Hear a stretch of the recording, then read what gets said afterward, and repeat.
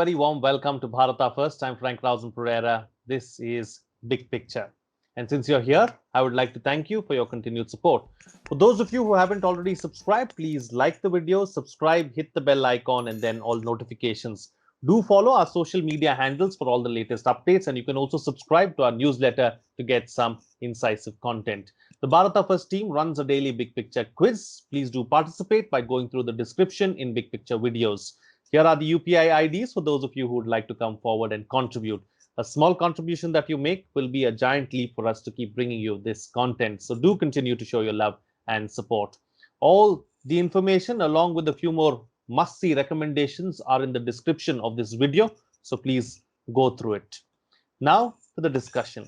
India on Thursday said it is keeping an eye on the China-backed Colombo Port City project in Sri Lanka that is being touted as a big-ticket investment drawing scheme, which would boost the island nation's economy. The project has been in the works for a while, but last week the Sri Lankan Parliament approved the Colombo Port City Economic Commission bill after a two-day debate on it. The opposition parties in Sri Lanka are against the bill, which they say will lead to the creation of a Chinese colony in Sri Lanka. The $1.4 billion Colombo Port City project is expected to play a key role in China's ambitious Maritime Silk Road project in India's backyard. It is also said to be the single largest private sector development in Sri Lanka. China has built the port city on reclaimed sea adjoining the port of Colombo. In this edition of Big Picture, we will analyze the Colombo Port City project in Sri Lanka. Joining me on the program today are Gurjeet Singh, former ambassador, Vice Admiral Shekhar Sinha, retired defense expert, and Pramit Pal Chaudhary, foreign editor of the Hindustan Times. Thank you to all my guests for joining me on this edition of Big Picture. Ambassador, let me start the program with you first. What do you make of the China-backed Colombo Port City project in Sri Lanka? It actually brings back memories of my days in Sri Lanka 30 years ago. And I was trying to locate on a map, where is this place? And I found that one of my favorite pizza shops, which was on top of a small embankment next to the port, this is just off that. So apparently the land has changed and a huge 200 hectares plus has been reclaimed. So it stands there actually. But why does it stand there?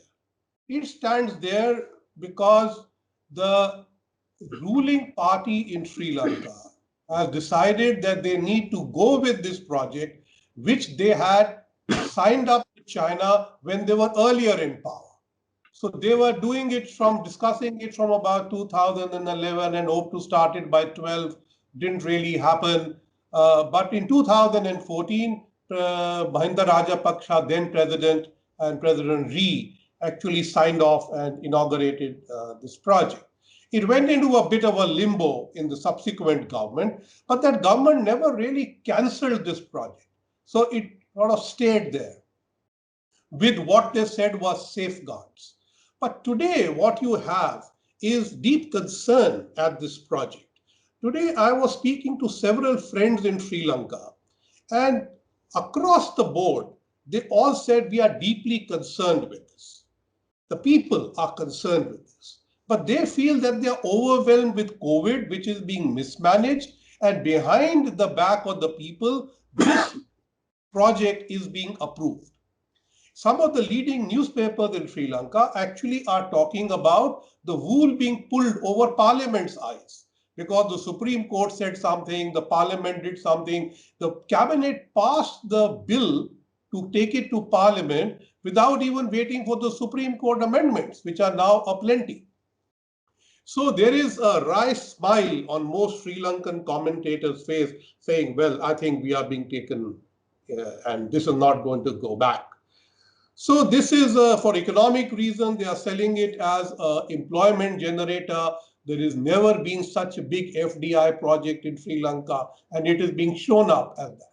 From our point of view, it is like having China owning a piece of land at your doorstep. I mean, as it is, Hambantota was one thing, but this one is entirely being leased to Chinese interests, partly for 99 years, partly as freehold. So it's a bit of a melange, and you're going to have a multifarious activity special economic zone right at the mouth of the Colombo port. This, I think, has ramifications for India from what it could become rather than what it is stated to become. Absolutely. All right. So, Admiral, this is where I'd like to bring you in and take this particular aspect forward. From a strategic point of view, what does this really mean for India, and how watchful should we be of what's happening in the Colombo port city? Well, it's a very serious concern, Frank, and thank you for getting me again on your show. Uh, it's just about 290 odd, kilometers from the miles from Kanyakumari, and they will sooner or later they will put a surveillance radar because it is going to be a resort, it is going to be a tax haven, and therefore people will come and go without the knowledge of the Sri Lankans, and therefore the agreements that we have. That any foreign ships coming into Sri Lanka, we have an agreement that they will let us know, particularly from China and Pakistan. So that's not going to happen. As the ambassador rightly said, it is a Chinese territory. They will have their own law. And I'm also told by some of my friends in Sri Lanka, I have been sort of talking to them for the last 2-3 days. They said that, you may require a passport to enter if you're not a Chinese citizen. And they may be subsequently, any court cases have to be tried as per the laws, the Chinese law within that area. So I think that we are heading for a very serious strategic concern, very serious security concern. I have also been told that in the newspapers, local newspapers, Frank, there are reports that there's a fair amount of money has changed hands between the Chinese quietly with the powers to be outside the banks of Sri Lanka.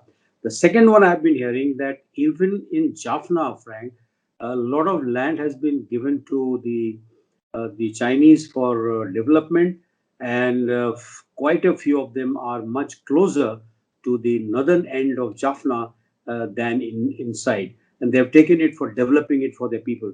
So I think that we are in for opening of the southern flank as far as India is concerned, and only time will tell what it is. But I am sure that our concerns have been conveyed to the Sri Lankans. But conveying concerns, you will always get an answer which will be absolutely wishy-washy, and I don't think that makes much sense to any security expert that this is going to be a big, big security concern for India. So, Pramit, let me bring you into the picture now. Let's discuss this from the Sri Lankans' point of view, and especially the Rajapakshes who are in power. Did they have a choice, really, as far as this particular project is concerned, considering the past and considering their close linkage with Beijing?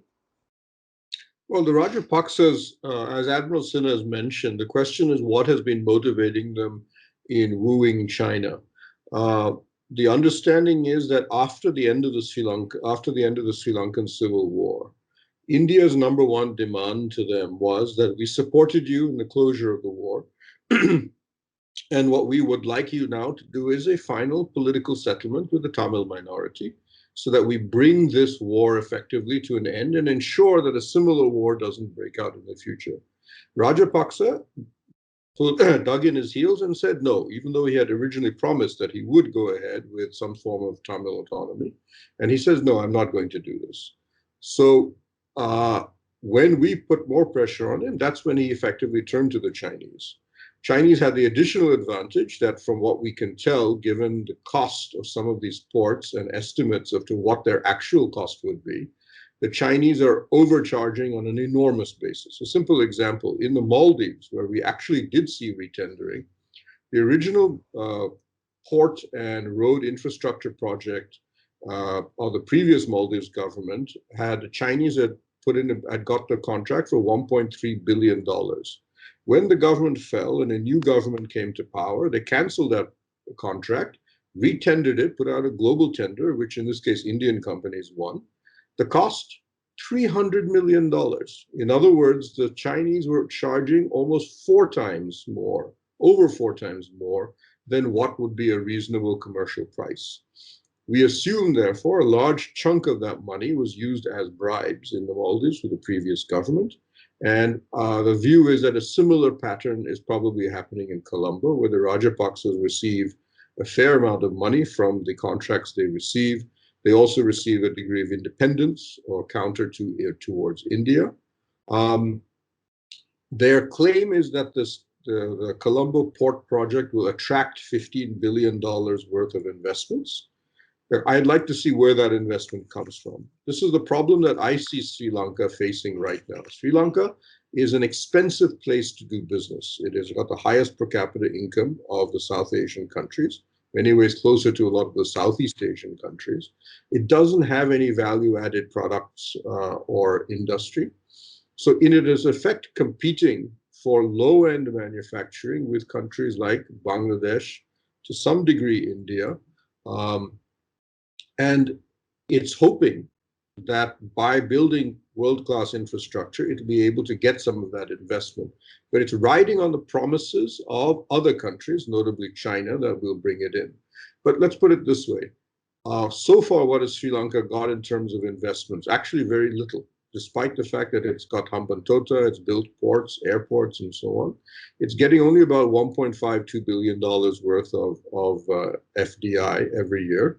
Of course, the pandemic may have artificially lowered it, but look at what's happened to their Forex reserves. They now have Forex reserves of $4.5 billion, which doesn't sound too bad, except for the fact that their debt payments this year alone are over $4 billion. In other words, they have basically no foreign exchange. And you may have noticed that yesterday, if I'm correct, they actually did, for the first time, they actually asked for a currency swap. They basically took a loan of foreign exchange from Bangladesh, which is economically booming, has huge amounts of Forex now. So think of this. Bangladesh, whose per capita income is half that of Sri Lanka, is in effect extending $200 million of Forex to Sri Lanka to tide over its present crisis. So its economic strategy so far has made almost no sense financially. If it does not attract the investment that it's claiming it will, and as I said, it's a high-cost economy compared to, let's say, a Bangladesh, which otherwise competes in exactly the same kind of products, it will have a large number of ports, of which none of them will be very effective.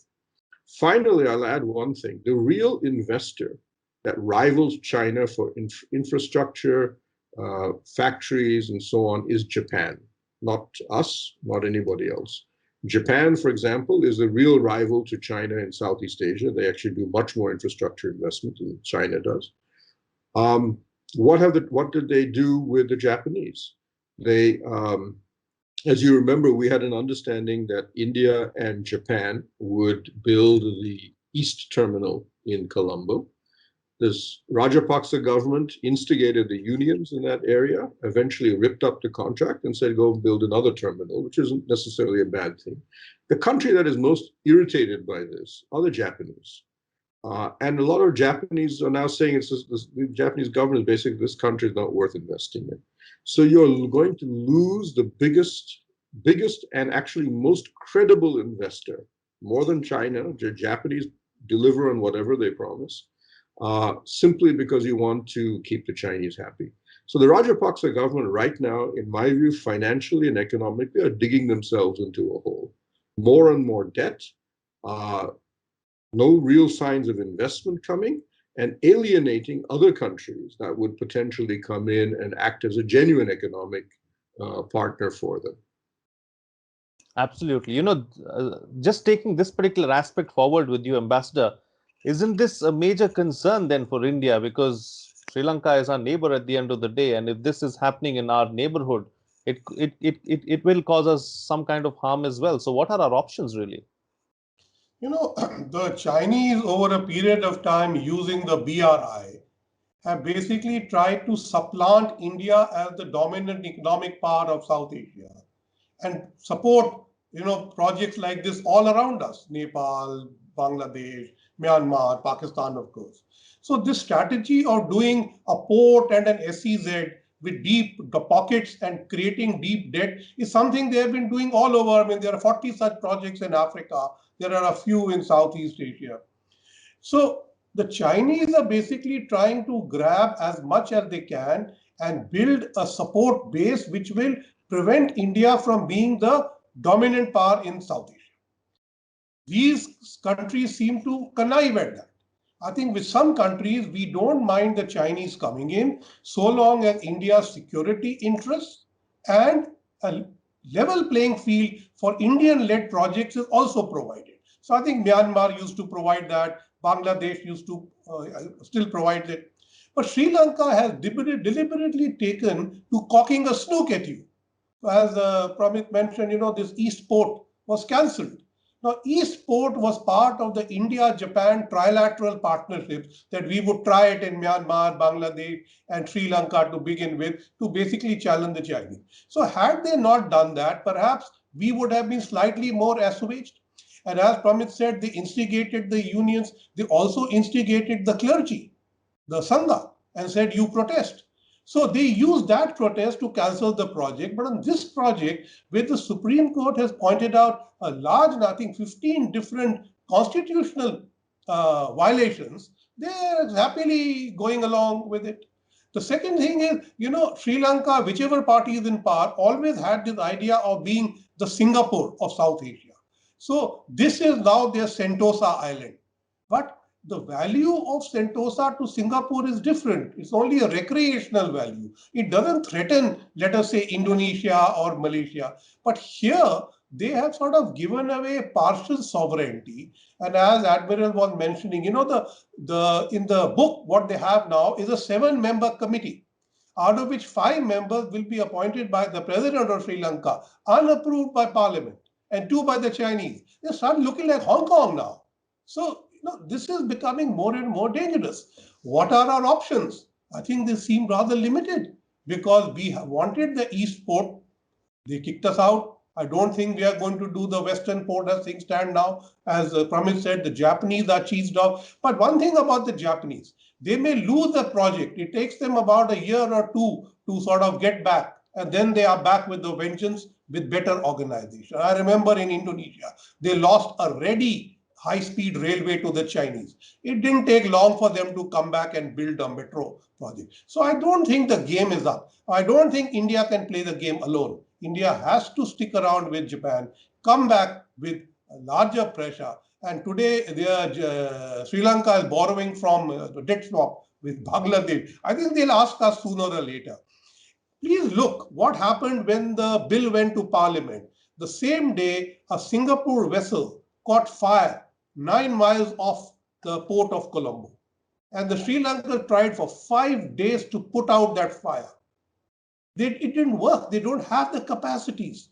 They couldn't call China in. Ultimately, they called the Indian Coast Guard, except they delayed it so much, particularly out of bad-mindedness. And by the time the Indian help could come, the ship basically became an anti-pollution effort rather than a firefighting effort. So there is that deliberate anti-Indianism being played by the ruling elite of Sri Lanka, which either you take them head on or you play it out a waiting game. I think today we are more likely to play a waiting soft power game, but somewhere some hard power would need to be brought back. And I think the fact that they did not keep their deal, in fact, they broke several agreements which EAM had reached, and the day after he came back. So it is pretty bad-mindedness on their part. So you are at the moment faced with a recalcitrant, unhappy neighbor who wants to keep thumbing his nose at you. You need to have a calm disposition. As they say, our time will come. Absolutely. Admiral, let me bring you in here once again. Like we've discussed on the program, our options right now are limited because at the end of the day, Sri Lanka is a sovereign nation, and that's something we always have respected and we'll continue to respect that aspect. But like you also mentioned, with regards to the port city, you don't know who's going to come in and who's going to go out. So there is a security aspect to this as well that we need to be wary of. Do we have the technology and the wherewithal without getting involved directly in Sri Lanka to keep an eye and to keep a watch out for what's happening? Well, the short answer is yes, but the point is that the physical damage which will occur because of their surveillance radar, which has to come up because on the name of ships entry into that part of the port, as you know, that 62 hectares of land has been taken on, has been given as a replacement to $1.4 billion, which the harbor company has spent to reclaim the land. And it is a marketable land. It's a very prime land. And they're going to raise whatever structure. My own sense is that, the West Container Terminal, which is on offer, it should be grabbed, at least have the agreement signed, and let Japanese and Indian construction companies. I was told that the Adanis were very keen on that and some involvement some time back. We have to be present physically in the vicinity, Frank. Otherwise, we are actually heading for entire southern peninsula of India will be under surveillance, and that means a lot. That means that many strategic assets of ours, they can be, shall I say that it can be caught, intercepted in the upward phase. And I had mentioned the same thing, if you recall, during your previous avatar, that in Maldives they were trying the same thing, and I had mentioned the name of the port and as to how it is so important not to let the northernmost port of Maldives get out of our hands on the at the cost of losing our strategic sort of autonomy, if you like. Fortunately, that worked, and the port was not given to the Chinese to build any, because they already have a radar station, the airport, and all that they wanted to take on lease. And a very similar thing is going to happen. I mentioned about Jaffna. Some land has been given for development. You know that we have our radars in that area for doing. We have a MDA sort of cooperation with Sri Lanka, and we do pick up all the ships or any other vessel which is passing through the Sri Lankan EEZ. We will have to increase the number of those radars, Frank. Otherwise, the way that port has been, reclamation has been done in a manner that it may escape the the look angle of the radars which are located some distance away. And my suspicion is that China would have taken that factor into account. So I think that if I were to suggest one, that just go and take on the WCT, the West Container Terminal area, and you can do very little. As you said, Sri Lanka is a sovereign country, but we have to constantly keep reminding them, and certainly a diplomatic sort of note must be given. I'm sure it must have been given to the Sri Lankan High Commission here, that these are increasing our security concern by the day, and it must be done, and it should go on record. So, Prabhat, coming back to you now, we've discussed all these aspects. So let's talk about China as well. Clearly, there is an attempt that China is making to try and, increase the pressure on India from all sides. We know what they're doing in the Ladakh sector, it's happening in Sri Lanka, Bangladesh recently, a couple of weeks ago, 10 days ago, when the Chinese came down heavily on Bangladesh because they thought of being a part of the Quad. So there was a strict message that was sent out to them as well. So China is clearly keeping an eye on our neighborhood and on our allies as well. Yes, but I think the Chinese are also finding it a lot more difficult than they had expected. Luckily, our neighbors are politically very unstable. They change their positions as a good, vibrant democracies do. Nepal is a perfect example, where you now see Oli, having spent his whole time working closely with the Chinese, now starting to shift closer and closer to India. We see the dam project, that huge $5 billion dam project in Nepal, has been canceled, restarted, canceled again. I'm not too sure what its present situation, but last I heard, the Chinese are almost giving up that this was ever going to happen. Bangladesh, again, as you mentioned, they announced that they would give, because of Bangladesh, because our inability to provide vaccines right now has given China an enormous opening in the region. And so the Bangladeshis, who initially began with our AstraZeneca, have now switched to the Chinese vaccine. The Chinese then felt obliged to say, for some strange reason, that Bangladesh should not deal with the Quad, which the Bangladeshis first pointing out that they never actually had talked at all with the Quad at all, so caught everybody by surprise. But then, sensibly enough, said the foreign minister had to come out and say, there's none of your business what we do with the Quad. If anything, now Bangladesh may actually consider working with the Quad because it didn't this. China's response was, in that case, we're cutting the number of vaccines to only 50,000, which is negligible given Bangladesh population, and you have to send an aircraft to pick it up. So the net result for China is that it got absolutely no soft power leverage out of its actions with the vaccine, usefully for India.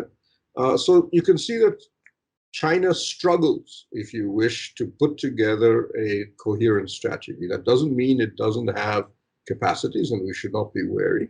Where its strength lies is in infrastructure and in money, because that's where it's really got a lot of it.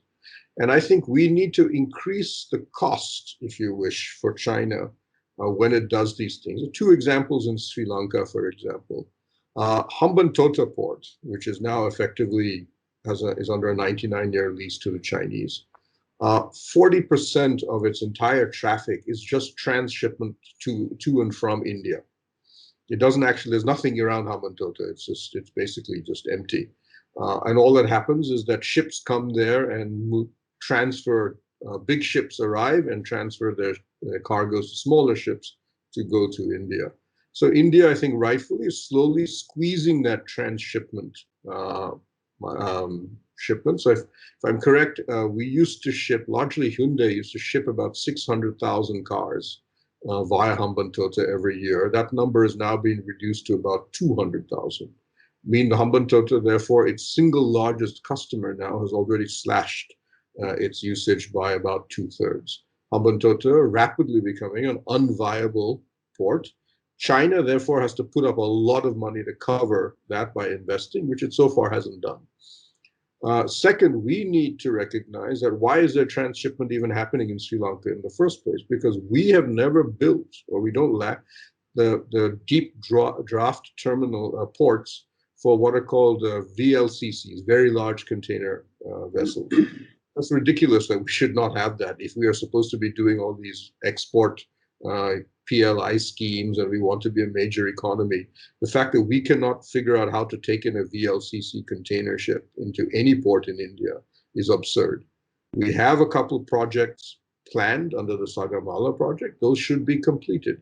That, more than anything else, would make a large number of these Chinese ports almost completely unviable for the next 10, 15 years, and force the Chinese to put up serious money and investment, which they're promising but they're not delivering on, and again raise the cost for the Chinese in whatever games they play on Sri Lanka. Absolutely. I think that's very important that we do that and we take that particular aspect forward. All right, talking about taking forward, time to get quick closing comments now from all my panelists with the best way forward, starting first with you, Ambassador. Thank you. I agree with Pramit. Originally, when Sri Lanka was friendly, this idea of integrating Sri Lankan ports into the Indian shipping industry was actually a strategy. It has not worked, so we need to reverse it. I agree. Second, at this new port city, there's going to be an international financial center.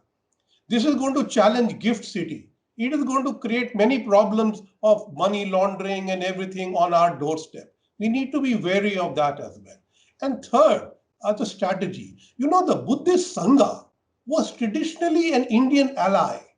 Somewhere down the line, we have lost their support, that they now become anti-Indian and protest. We need to work harder and restoring our relationship with the Buddhist Sangha and bringing them back to our side, saying that we are not a threat to Sri Lankan sovereignty, somebody else is. So I think that is something that we need to do. Absolutely. Admiral? Well, I think we have to be, take it a little more seriously. And as I mentioned that, the entire agreements which have been in place is likely to go for a 6, because if that area is not covered during the surveillance sort of sorties of the ships, then the Indian government, is in a bit of fix. And I think that the number of containers which are offloaded in Colombo South Port, India is one of the biggest sort of business provider to Colombo. We must activate our own container port, the capacity of container port, for example, Jawaharlal Nehru Port, increase the capacity or get on with the The Andaman Nicobar port, which is coming up for container transshipment and reduce, as Pratim said, that we have to add a cost. So this will hurt the Sri Lankans quite a lot. Right now, we give the maximum business of transferring the containers onto smaller barges and bringing to Indian ports. And we have to very seriously, next to 3 to 4 years, I think our Andaman port should be totally capable of taking these big container ships and transshipment from there rather than going to Singapore or going to Sri Lanka. All right, and Pramit, close the show for us with your concluding remarks. Yeah, I think what we need with Sri Lanka, and I don't know, my sense is that we haven't really done this thoroughly, is to completely overhaul and review our strategy regarding how to handle it. The Chinese entry, we are reacting to Chinese entry into Sri Lanka and to the Rajapaksa government. We've been absorbed with the politics of Sri Lanka. We trying to help put the Sirisena coalition together that fell apart, working with the Tamil parties. But we need to overhaul, and I think at the heart of it is to relook at how we economically engage with China, with Sri Lanka, and how do we counter China economically, as Ambassador Singh has mentioned. Now that another area will now be in the area of finance, especially as I think China will use such centers to promote its new digital currency. And overall, and put these into an integrated strategy that looks over a relatively long period of time, at least for another 10 to 15 years. Because otherwise, right now, we are simply reacting to Chinese actions, which then in turn manifest themselves within Sri Lankan policy. Absolutely. All right, gentlemen, we'll have to leave it to that. Thank you so much for joining me on the program and putting things into perspective. For us, what's coming out of this discussion is that the Colombo port city, as it is right now, is not going to hurt us, but we have to be watchful, as history has shown us. When the Chinese are involved, anything can happen. So the future of the project is what concerns us. The port city is being sold as an employment generator, but it doesn't look like it will achieve its goals. It's a clear attempt by China to take advantage of Sri Lanka and entrap the nation.